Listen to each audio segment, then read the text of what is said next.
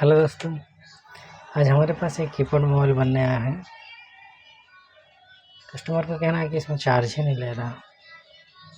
वो जो चार्ज था वो ख़त्म हो गया, उसके बाद बंद हो गया मोबाइल। चलिए दोस्तों, आज हम लोग इसका चार्जिंग पिन चेंज करके दिखाते हैं।